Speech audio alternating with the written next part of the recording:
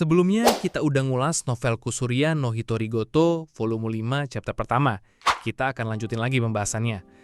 Cerita kali ini masih akan berpusat dengan Mau-Mau yang menyadari kemungkinan besar kalau tidak akan lama lagi akan ada wabah belalang yang akan menghancurkan tanaman. Lebih buruknya, rakyat kerajaan Li akan kekurangan pangan di tahun-tahun berikutnya.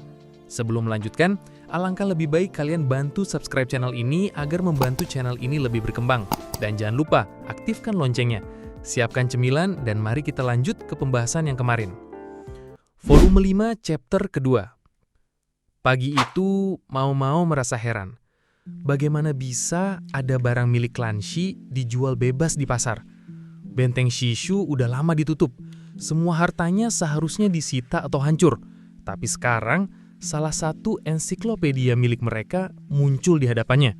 Ini jelas bukan kebetulan biasa.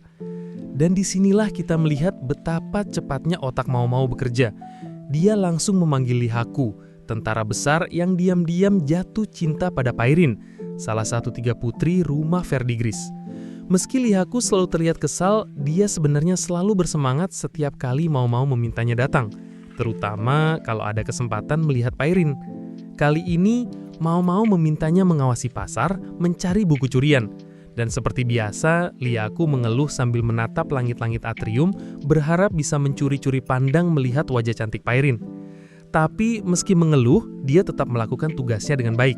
Dia bahkan membawa hadiah pangsit nasi untuk Mau-Mau sambil berharap mereka bisa minum teh bersama. Tentu saja dengan Pairin juga. Tapi hari itu bukan hari santai untuk mereka, karena Lihaku menangkap seseorang. Seorang pria kurus dengan jaket kapas tebal yang kotor dan berdebu. Wajahnya cekung, matanya sayu. Pasti kalian akan sadar kalau sebelumnya pria ini pernah muncul di season kedua kemarin saat ada pemberontakan klan Shi. Dan begitu melihat Mau-Mau, pria itu langsung pucat. Dia berteriak gadis ular sampai dia berkeringat dingin. Lihaku di sampingnya hanya mentawakannya. Maksudmu gadis kucing? Mau-Mau kesal. Tapi dalam diam, dia mengenali pria itu. Orang yang pernah menjaganya di benteng Shishu. Orang yang membantunya kabur dari ruang penyiksaan waktu itu. Sekarang, dia tahu orang inilah yang mencuri buku-buku ensiklopedia itu. Mungkin dulu dia sempat menjarah sebelum benteng Shi diambil alih. Mau-Mau meminta Lihaku pergi, sambil menyiapkan teh dan memanggil Pairin untuk mengalihkan perhatian Lihaku. Sekarang hanya tinggal Mau-Mau berdua dengan pencuri itu. Ditemani pelayan yang mengurus Verdigris bernama Ukyo yang dengan santai makan pangsit sambil mengawasi mereka. Mau-Mau menatap pencuri itu tajam. "Apa yang terjadi dengan buku-buku lainnya?" tanyanya. Pria itu diam, seperti anak kecil yang bandel. Hingga akhirnya, Mau-Mau menakutinya dengan ancaman. Dia bilang, pria yang dia lihat tadi adalah bagian dari penyerangan ke benteng. Kalau dia mau, dia bisa memberitahu Lihaku bahwa si pencuri ini adalah pelarian. Wajah pria itu langsung pucat. Dengan terpaksa, dia mengaku, masih ada 3 buku lainnya. 2 sudah dia jual di kota lain, dan 1 masih dia simpan. Mau-Mau menatap dia tajam. Dia tidak punya waktu. Buku-buku itu penting. Tapi saat itu, pelayan tua Ukyo menepuk bahunya pelan. "Kamu harus tahu, Mau-Mau, kapan menggunakan wortel dan kapan menggunakan tongkat." Di sini yang dimaksud Ukyo adalah kapan kamu harus memberi hadiah dan kapan kamu harus memberi hukuman agar orang lain mau melakukan sesuatu. Pria itu diberi semangkuk nasi dengan belalang rebus. Dia langsung melahapnya dengan semangat, tapi tiba-tiba berhenti. "Ini bukan belalang biasa," katanya pelan. Mau-Mau dan Ukyo tertegun. Pria itu mengambil beberapa ekor belalang rebus, memilah satu persatu. "Tahu nggak kalau belalang ini beda rasanya? Bentuknya mirip, tapi rasanya pahit dan tidak enak. Petani biasa bisa membedakan. Kalau jumlah belalang jenis ini lebih banyak dari belalang biasa, itu pertanda buruk. Biasanya akan ada wabah serangga musim berikutnya, dan itu berarti kemungkinan besar akan ada kelaparan." Dengar itu, Mau-Mau langsung terpaku. Apa yang dikatakan pria ini sama dengan yang pernah dikatakan Chu, anak bangsawan kecil yang tinggal bersamanya. Mau-Mau menatapnya dalam diam. Dia mulai sadar, pria ini bukan sekedar pencuri. Dia tahu banyak tentang serangga. Dia tahu cara membedakan belalang yang bisa jadi pertanda bencana. Dan di masa lalu, dia juga pernah melihat orang ini membawa makanan ke tahanan di benteng. Tahanan yang ditugaskan meneliti cara mencegah wabah serangga. Tapi sebelum Mau-Mau bisa bertanya lebih jauh, pintu toko terbuka keras. "Bintik, boleh nggak aku makan pangsitmu?" Itu Chu dengan tusuk pangsi di tangannya. Melihat Chu, pria itu diam, matanya membelalak. Dia seperti hendak mengatakan sesuatu yang tidak boleh dikatakan.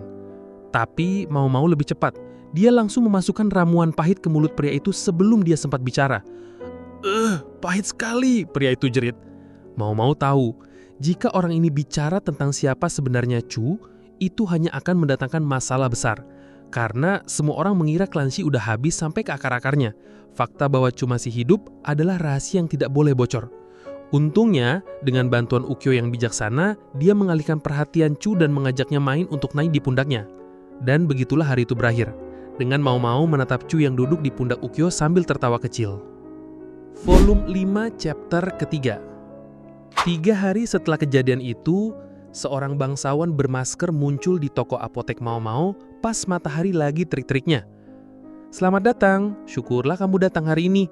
Mau nyapa Jinshi dengan nada yang agak terlalu semangat sampai bikin Jinshi dan Gaosun di belakangnya bengong. Mereka heran, ada apa? Kok Mau tiba-tiba ramah begini?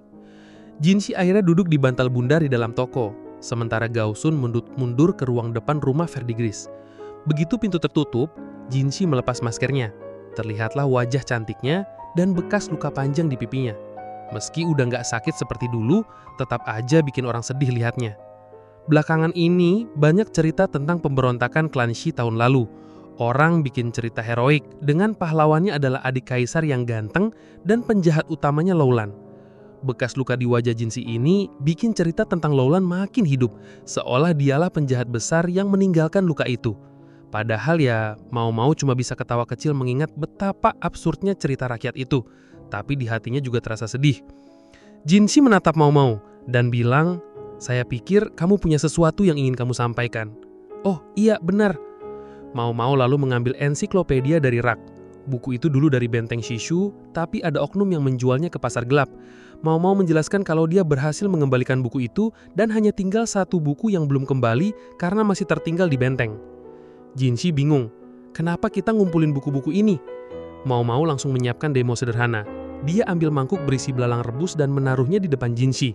Jinshi langsung mundur, jijik. "Ini apa?" "Belalang padi rebus," kata Mau. Walaupun sebenarnya ini belalang daun. Dia lalu nunjukin ilustrasi tentang 2 jenis belalang itu. Dari penelitiannya, dia tahu tahun lalu jumlah belalang meningkat drastis. Kalau belalang yang nggak dikendaliin, tahun ini bisa ada wabah pahe hama yang bikin gagal panen dan kelaparan besar. Dan tahu nggak, hal semacam ini bisa menghancurkan negara dalam sejarah. Jinshi menghela napas berat. Memang pemerintah sudah berencana mengirim cadangan beras dari selatan untuk menutupi kekurangan panen di utara. Tapi kalau wabah pahe hama datang lagi tahun ini, rakyat bisa memberontak dengan alasan kaisar nggak mampu memimpin. Apalagi utara itu dulunya wilayah klan Shi. Orang-orang bisa menghubungkan wabah ini dengan hilangnya klan tersebut. Makanya Mau bilang dia butuh buku terakhir itu. Bisa jadi buku itu berisi penelitian obat untuk mencegah wabah belalang. Jinshi tampak berpikir sejenak, lalu memanggil Gaosun yang sedang makan pangsit. Gaosun langsung pergi memanggil pelayan, sementara Chu dengan cepat mengambil sisa pangsit itu. Gaosun bilang, "Aku bisa mendapatkannya dalam beberapa hari." Mau pun merasa sedikit lega setelah mendengarnya. Jinshi terdiam, lelah jelas terlihat di wajahnya, matanya bengkak, lingkar hitamnya dalam. Mau heran, kenapa dia nggak istirahat aja daripada datang jauh-jauh ke sini. Dia tawarin Jinshi tidur siang di rumah Verdigris. Awalnya Jinshi menolak, tapi akhirnya dia setuju setelah Mau bilang kamar tidurnya nyaman. Nyonya rumah Verdigris bahkan menyiapkan kamar mewah dengan bak mandi herbal dan tempat tidur empuk. Jinshi masuk ke kamar mandi, tapi langsung keluar lagi dengan wajah kaget. Mengapa ada wanita setengah telanjang di kamar mandi? "Tenang, mereka profesional kok," jawab Mau santai. Jinshi yang panik akhirnya memilih nggak mandi. Dia pun ganti baju tidur dan bersiap untuk tidur siang. Mau juga menyiapkan minuman herbal khusus. Tapi pas dia tahu minuman itu untuk meningkatkan energi pria, dia langsung muncret, bikin Mau basah kuyup. Mau kemudian memanggil 5 gadis muda cantik untuk menemani Jinshi. Semua gadis itu masih perawan, sesuai standar bangsawan yang takut penyakit menular. Tapi Jinshi makin panik. Dia bilang, "Aku cuma mau tidur. Tolong biarkan aku beristirahat." Akhirnya Mau mengusir semua gadis itu. Jinshi berbaring, menarik selimut, tapi sebelum Mau pergi, dia memegang lengan Mau pelan. "Setidaknya nyanyikan lagu pengantar tidur." Mau awalnya menolak, tapi melihat Jinshi yang sedih dan lelah, dia luluh. Sambil menebuk-nebuk selimut Jinsi, dia menyanyikan lagu anak-anak lama. Nggak butuh waktu lama, Jinsi tidur pulas dengan napas teratur. Saat sore tiba, Jinsi bangun dengan wajah segar. Dia makan 3 mangkuk bubur sebelum pulang naik keretanya. Melihatnya kembali bersemangat, mau-mau merasa sedikit lega. Tapi saat dia berdiri menatap langit senja, Pairin, pelacur cantik berkebaya tipis menyapa sambil menghisap pipanya. "Bukankah sudah saatnya kamu menyerah?" "Menyerah pada apa?" jawab Mamau datar, sebelum kembali ke apoteknya. Nah, itu tadi kisah hari ini. Menurut kalian, apakah Jinsi bisa terus bertahan dengan beban pekerjaan yang berat seperti itu aja? Atau sebenarnya dia hanya butuh mau-mau di sampingnya? Coba tulis pendapat kalian di kolom komentar ya. Aku penasaran banget sama sudut pandang kalian.